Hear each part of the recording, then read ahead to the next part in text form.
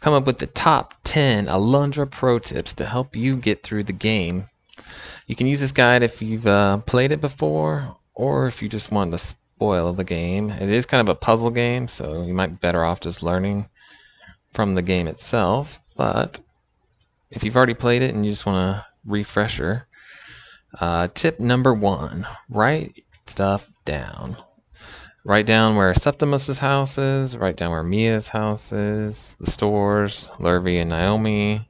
So if you're stuck, you can go talk to those people. I always advise, if you're not using a guide, to write down where all the destroyable barriers are, like the pillars you can destroy, the stone blocks, the thorn bushes, and the spring bean pots. If you write down all those locations, as well as where each warp gate goes, and all the missable Gilded Falcons, just so that you can cross them off one by one if you're going after the Gilded Falcons. And that leads to tip number 2. Plan your Gilded Falcons wisely. Aim to get about 1 per dungeon or dream, because there's usually at least 1, except for the fairy pond. That's a very important exception. There's only a life vessel in the fairy pond. The ones that are easy to miss are like Olin's dream. You have to kill all the Merg quickly as they appear to get the Gilded Falcon in time. I advise saving before you do that, so if something happens like it happened to me, where the Merg jump to a place where you can't attack them, you're going to miss that Gilded Falcon. So plan on getting the one in Olin's dream, and the one in his house too, and just write down all the missable ones if you're planning on getting the Spirit Wand, so that you can cross them off one at a time.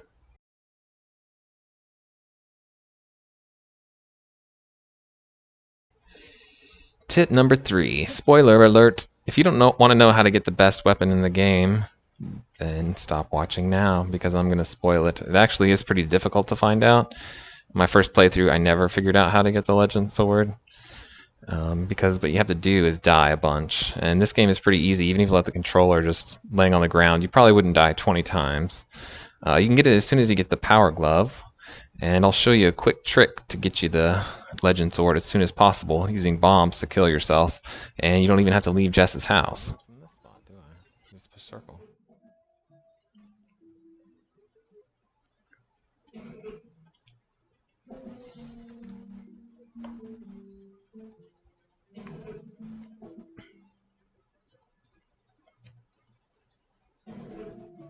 Wish I'd thought of this a long time ago. Can't rely on the enemies to kill me in this game. We'll be at 14 here in a second.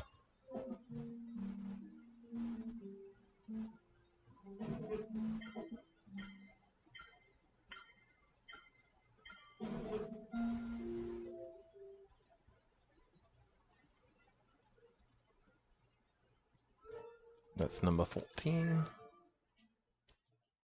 Number 4, the Ice and Fire Wands. So after Nava gives you the Spring Bean, the world's going to open up to you a bit. But first you want to go and get the Fire Wand, and then with that, go and get the Ice Wand. Do all of this before you explore with the Spring Bean, because you're going to get to some thorn bushes you need to burn, and there is like at least 1 pillar you have to freeze so that you can smash it. So go ahead and get the Ice and Fire Wand. Well, get the Fire Wand and then the Ice Wand as soon as you get Nava's Spring Bean, and then go exploring for Gilded Falcons and Life Vessels, because that's going to open up most of the world to you once you have all those items. Tip number 5, I'll be talking about the Spirit Wand, one of the best weapons in the game. It lets you cast infinitely without expending magic points. My tip for the casino is go ahead and get the Life Vessels first when you're there, and you can come back later at the end of the game to finish up the stuff there. Roulette took me a couple of hours to get, and the Archer one was annoying because it was hard to jump and shoot for some reason. I couldn't figure that out, and somehow I did manage to get it. But if you're not planning on getting all 50 Gilded Falcons, these would be the ones to skip because they're really hard to get, the ones in the casino. But yeah, you can't even use the Spirit Wand until you actually get to the end of the game. You have to. It's in Melza's Palace as the last Gilded Falcon, so you have to wait till the end of the game to even use the Spirit Wand. And by then, most of the game's over. You'll only be able to use it at Melzas and in his Lake Shrine. So if you miss all of the 50 Gilded Falcons, it's fine. I would try to aim to get 45 at least, so you can get all the Life Vessels and the accessories from Merrick. Tip number 6. So those accessories from Merrick, they're kind of confusing. you actually do have to equip Olga's Ring, the Silver Armlet, Nava's Charm, the Recovery Ring, and the Sand Cape to use them. This can be kind of confusing because the Power Glove, you don't have to equip it all for it to do its job, and the Aqua Cape is the same way. So it's a little confusing, but you definitely want to equip Olga's Ring when you need attack boost. If you have the Legend Sword, that'll only be when you use the wands, because it does increase their damage. The Silver Armlet when you want defense to take more hits. Novice Charm to be invincible to fire, and the Recovery Ring is really good if you have a guide and you're looking at your guide, you'll get health back while you do that. Number 7, the Warp Gates. Activate the Warp Gates as soon as you can once you get the boots in the Ancient Shrine. And then you'll go exploring the desert until you get the sluice key and activate the sluice and unlock the warp gates. Know where each of them goes. It's good, go back to tip number 1, write things down. I write where each warp gate goes, even though you'll probably only use the one for Lurvy's shop and maybe Nirude's lair when you're actually doing that. But other than that, the Ainoa one is one of the most useful ones, so you could write down where that one goes and the one to Lurvy's. But still, you want to activate all the warp gates. Why not? Just keep in mind Merg Woods will probably be the last one you activate, because you have to get farther in the story to even be able to go there. So if you have all the gates activated but one and you haven't been to the Merg Woods yet, then that's the one that you probably missed.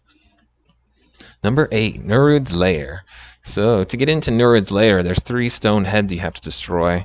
And I was using a guide, so I wasn't really paying attention to the fact that I could go inside the leg of the statue. And I couldn't figure out how to destroy the stone heads. So as soon as you get to Norwoods Lair, make sure you go in the statue to activate the scene where the stone heads become active. And then you can destroy the 3. One is, on Inspiration Point, and there's 2 kind of close to the dungeon. But if you're having trouble figuring out how to get into Norwoods Lair, just go into the leg, which is accessible easily when you first get there, and the stone heads will become active, and then you can destroy them with your weapon. If you don't do that, you can't hurt them, and it's odd. You can try everything, the bombs, the steel flail, nothing will break them. You have to do that first. Number 9, Torla Mountain. Oh, Torla Mountain. How you tried to screw me every time I played this game. So once you have the storyline to go to the Ice Manor and get the Ice Wand, and then go to Mount Torla, you do have to have the Ice Wand in hand for it to work, like the townsfolk tell you to, but you have to come from a certain direction. And I'm going to show you the direction, because you can actually go on this cliff in 3 different directions, and none of them works except for one. So this can be very confusing if you've never been there, and for some reason the platforms aren't moving. This is why. You have to come from the bottom up. Number 10, Torla Mountain Fireballs. Oh, I had trouble with these. You can stand on one while you freeze another one, but don't make more than one at a time, and don't move off of the one, and you can stay on them for as long as possible. I'm going to show you the trick through getting through the fireball jumping parts of the game, where you have to freeze with the ice wand and actually use them as platforms. This was very tricky to figure out, so I'm going to show you exactly how to do it. Alright, I gotta get about in the middle, right?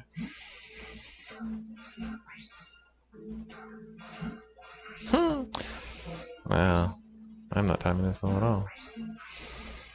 Alright, one more time. Come on, we can do it, we can do it. Gotta get high.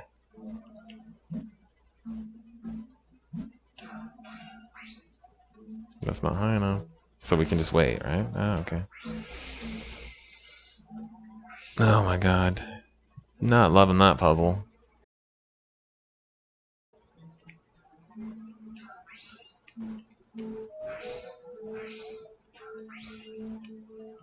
I'm getting faster.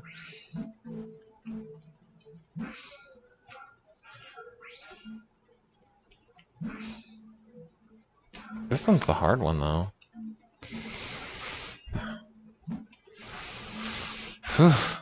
No me gusta. And that's all 10 of my pro tips for Alundra on PlayStation. This is such a great little game. It's a really fun puzzle game. If you like Zelda, you might be into it. So definitely check it out. I enjoyed my second playthrough, getting the Legend Sword and the Spirit Wand, and I owned Mel's ass at the end of the game. With the Spirit Wand, he is a joke, so if you want to get all 50 Gilded Falcons, definitely give it a shot. Get the Legend Sword as early as possible, and that's all the advice I have. Thank you.